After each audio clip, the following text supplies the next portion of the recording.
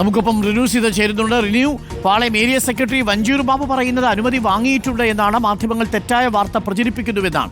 യഥാർത്ഥത്തിൽ ഈ സമ്മേളന വേദി മൂലം ഗതാഗത തടസ്സമോ നാട്ടുകാർക്ക് ബുദ്ധിമുട്ടോ ഉണ്ടായോ റിനു? വാസ്തവം എന്താണ്?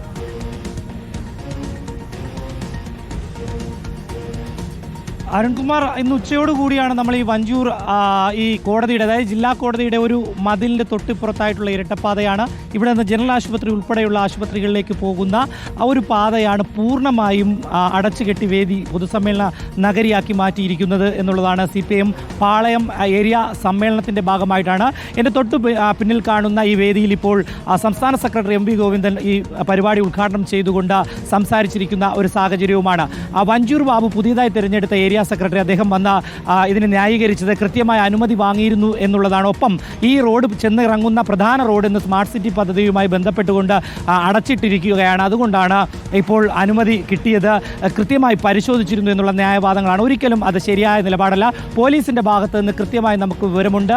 ഒരു കാരണവശാലും ഒരു രീതിയിലുള്ള അനുമതിയും CPM വാങ്ങിയിട്ടില്ല. ഒരു പൊതുസമ്മേളന പരിപാടി നടത്തണമെങ്കിൽ മൈക്ക് ഓർഡർ പോലും വാങ്ങിക്കണം. പ്രത്യേകിച്ച് ജില്ലാ കോടതിയുടെ സമീപത്ത് ഈ ഹൈക്കോടതിയുടെ ഉത്തരവ് നിലനിൽക്കുന്ന ഒരു സാഹചര്യം നമുക്കുണ്ട്. പക്ഷേ ഒരു മൈക്ക് ഓർഡർ പോലും വാങ്ങാതെ പൊതുസമ്മേളന നഗരിയിൽ നഗരസഭയുടെ അനുമതി വേണം. ഇതൊന്നുമില്ലാതെയാണ് നിലവിൽ ഇത്തരം ഒരു പൊതുവേദി, സമ്മേളന വേദി ഒരുക്കിയിരിക്കുന്നത്. ഇനി വേണമെങ്കിൽ ഇടപെട്ട അനുമതിയാക്കി മാറ്റാനുള്ള റോഡ് തന്നെയായിരുന്നല്ലേ? അത് ഉപേക്ഷിച്ച വഴിയൊന്നും ആയിരുന്നില്ലല്ലോ അരുൺകുമാർ. തിരുവനന്തപുരം ജില്ലാ കോടതി വഞ്ചൂരിൽ അരുൺകുമാറിനും അറിയാവുന്ന സ്ഥലമായിരിക്കും. ഇരട്ടപ്പാതയുണ്ട്. ഒന്ന് ജനറൽ ആശുപത്രിയിലേക്ക് തമ്പാനൂർ, അതുപോലെ തന്നെ SP ഫോർട്ട് പത്മനാഭസ്വാമി ക്ഷേത്രത്തിൻ്റെ ഭാഗത്ത് നിന്ന് ജനറൽ ആശുപത്രി വഴി ചാക്ക ബൈപ്പാസിലേക്ക് പോകുന്ന പ്രധാന പാതയാണ് ഒരു വശം. അതാണ് കെട്ടിയടച്ചത്. അതിന് തൊട്ടിപ്പുറത്ത് വശമായി ഇരുവശത്തെയും വാഹനങ്ങൾ കടന്നു പോകുന്നതിന് വേണ്ടി ചെറിയൊരു സൗകര്യം ഒരുക്കിയിരുന്നു. പക്ഷേ അത് വലിയ രീതിയിലുള്ള ഗതാഗത കുരുക്കിന് വഴിയൊരുക്കി. ഈ വാഹനങ്ങൾ അപകടത്തിൽപ്പെടുന്ന ഒരു ദൃശ്യത്തിൽ ഏരിയ സെക്രട്ടറി വഞ്ചൂർ ബാബു പറഞ്ഞതുപോലെ രണ്ട് കാര്യങ്ങളാണ്. ഒന്ന്, അനുമതി വാങ്ങിയിട്ടുണ്ടായിരുന്നു എന്ന ചോദ്യം. റിനു തന്നെ പറയുന്നു മൈക്ക് പെർമിഷൻ പോലും അവിടെ വാങ്ങിയിട്ടില്ല എന്നുള്ളത്.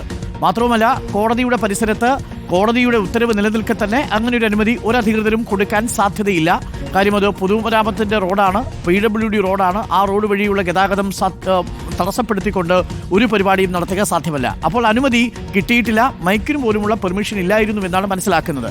എന്നാൽ വഞ്ചൂർ ബാബു പറയുന്നത് അനുമതി തേടിയിരുന്നു എന്നാണ്. രണ്ടാമത്തത്, അവിടെ ഗതാഗത കുരുക്കൊന്നും ഉണ്ടായിരുന്നില്ല, അത് മാധ്യമങ്ങൾ തെറ്റായ വാർത്തയാണ് പ്രചരിപ്പിക്കുന്നതെന്ന് പറയുന്നു. ഈ ദൃശ്യങ്ങൾ പ്രേക്ഷകർ കാണൂ. സ്കൂൾ കുട്ടികളടക്കം എങ്ങനെയാണ് ഈ പൊതു റോഡിൽ വലഞ്ഞത് എന്നുള്ളത് വഞ്ചൂർ ബാബു ഒന്ന് നോക്കി കാണണം. അതിനുശേഷം അങ്ങ് പറഞ്ഞത് ശരിയാണോ എന്ന് പരിശോധിക്കുക. ഇതാണ് പകരം രണ്ട് വഴികളിലൂടെയും വാഹനങ്ങൾ പോകാനുള്ള സൗകര്യം ഏർപ്പെടുത്തിയിട്ടുണ്ട് എന്ന് വഞ്ചൂർ മധു പറഞ്ഞ രണ്ടാമത്തെ റോഡിലെ അവസ്ഥ. നടു റോഡിലാണ്, കോടതിക്ക് മുന്നിൽ തന്നെയാണ്. കോടതി ഉത്തരവുകൾക്ക് പുല്ലുവില കൽപ്പിച്ചുകൊണ്ട് ഇത്തരത്തിലൊരു പൊതുയോഗം നടത്തുന്നത്, ഏരിയ സമ്മേളനം നടത്തുന്നത്. ആ ഏരിയ സമ്മേളനം നടക്കാൻ വേണ്ടി പൊതു റോഡ് തന്നെ കെട്ടിയടച്ചു എന്നതാണ് ഗുരുതരമായ ചട്ടലംഘനവും. ആ റോഡ് വഴി വാഹനങ്ങൾ പോകുന്നതായിരുന്നു. എന്നാൽ അവിടെ സമ്മേളനം നടക്കുന്നത് കൊണ്ട് വാഹനങ്ങൾക്ക് പോകാൻ കഴിയാത്ത സാഹചര്യമുണ്ടായി. കുട്ടികളും പ്രായമായവരും മുതിർന്നവരും ഉദ്യോഗസ്ഥരും അടക്കമുള്ളവർ വല്ലാതെ വലയുകയും ചെയ്തു. ആ ദൃശ്യങ്ങളാണ് പ്രേക്ഷകർ ഇപ്പോൾ കാണുന്നത്. ഇതിൻ്റെ പേരല്ലേ ഗതാഗത കുരുക്ക്? ഇതിൻ്റെ പേരല്ലേ ചട്ടവിരുദ്ധമായിട്ടുള്ള റോഡിലെ പൊതുപരിപാടി? ഇതാണ് യഥാർത്ഥത്തിൽ ഹൈക്കോടതി അടക്കം വിലക്കിയതും. ആ വിലക്ക് നിലനിൽക്കുന്ന സാഹചര്യത്തിലാണ് കോടതിക്ക് മുന്നിൽ തന്നെ CPM ഏരിയ സമ്മേളനം നടത്തിയത്. ഇതാണ് ആ ദൃശ്യങ്ങൾ, ഇതാണ് ആ വാർത്തയിലെ വസ്തുത.